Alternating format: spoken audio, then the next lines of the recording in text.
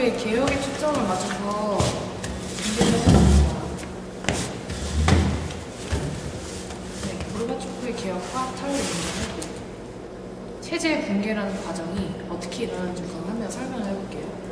한 체제가 붕괴되려면은 단일 요소에 의해서 결정될 수 있을까요?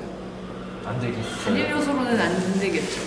한 체제가 붕괴하면 체제 붕괴에는 두 개가 있거든요. 체제 내적 변화랑 근본적인 변화가 있어요. 근데 여기서 대부분의 경우는 점차적 개혁을 통해서 변화를 일으키는데 민주주의 내에서 선거라든가 정상적 정치 과정의 틀 안에서 추진해 나가는 방법을 체제 내적 변화라고 해요. 그리고 근본적인 변화는 예를 들면 정치혁명이 있는데 기존의 정치 질서를 유지하면서 정권만 변화하는 것이 이거라면 이거는 기존 정치 체제를 아예 무너뜨리고요. 새로운 제도를 도입하는 근본적인 변화예요. 네, 이게 정치혁명으로 일어나죠. 사회주의의 국가의 일반적인 변화 과정이 세 가지가 있어요. 사회주의 체제를 유지하면서 자본주의적 요소를 도입하는 거. 예를 들면 중국이나 베트남이 그렇죠. 그리고 그 다음에는 사회주의 체제 내에서 개혁이나 개방을 일으키는 거. 사회주의의 폐기, 자본주의 도입. 이게 소련이죠. 고르바초프는 이거를 시도했어요. 그리고 또 하나는 고전적인 사회주의 체제를 유지하는, 우리 지난번에 봤던 북한이 있어요. 세 가지 방법이 있는데 고르바초프가 이거를 초점을 맞춰서 했잖아요. 네, 이거에 대해서 설명해볼게요. 이 다이어그램이 아닌데 고르바초프의 개혁 개방 정책이 있었어요. 두 가지였는데 개혁 정책과 개방 정책이 있었어요.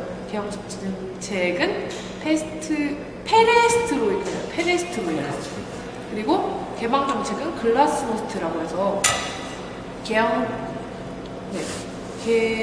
잠시만요.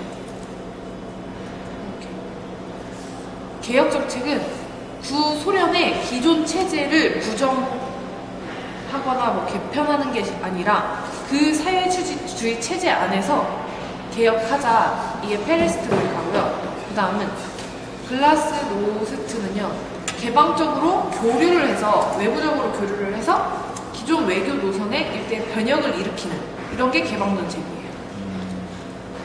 아예 그러니까 기본 체제를 그대로 유지하면서 개혁을 일으킨 거죠. 개혁과 개방 정책 내용을 보면요, 우선 기업 운영의 대대적인 혁신을 일으켰어요. 관료적 경제 규제 완화를 위해서 경제 탈집중화를 했고요.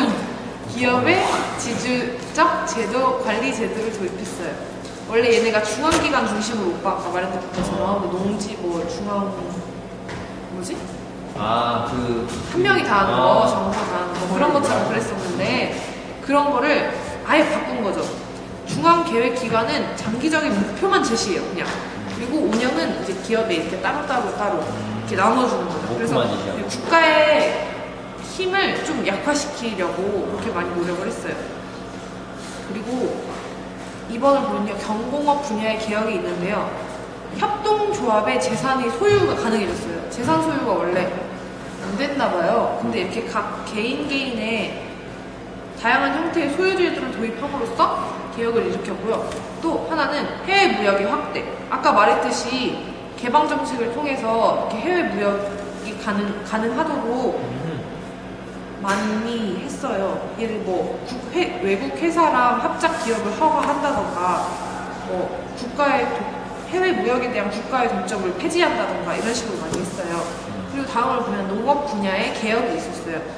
개인들의 집단 농장, 국영 농장의 일부를 임차시켜서 독자적 경작을 허용했어요. 네.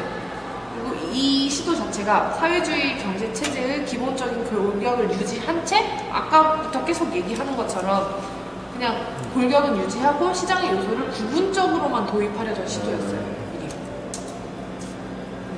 이 개혁 개방 정책의 의의는요, 소련 체제의 급진적인 변화를 위한 토양을 마련했고요.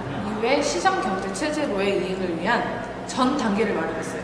완전히 들어선 거 아니잖아요. 들어서기 전 단계잖아요. 그래서 이렇다는 데 의의가 있고요.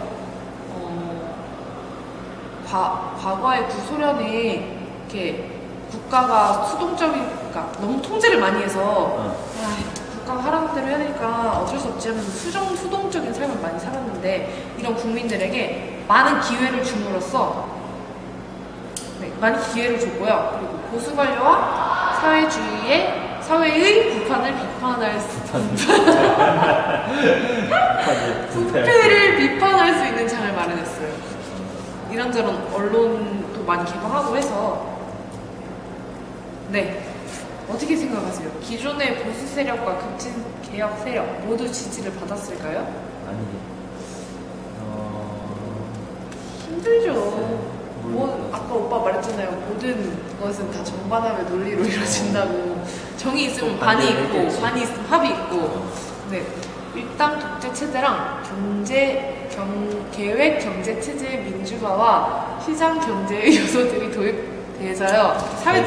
우선은 갑자기 새로운 게 들어오니까 사회적 혼란이 야기되죠. 그래서 군부 보수파가 쿠데타를 일으켜요. 일부러 약하게 있는데 너 고르바초프 너 가라 그러면서 옛날 구소련으로 다시 돌아가자 이렇게 보수적인 사람이 있었어요.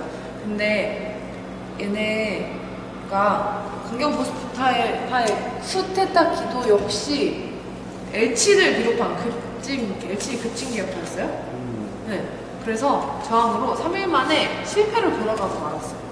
결국 보수파와 급진파의 그거는 대립은 어디든지 있다는 거죠. 별건 없었네. 그래도 엄청난 거죠. 자본주의를 도입한 처음 사람입니다. 그렇구나. 자본주의가 처음 됐던 거.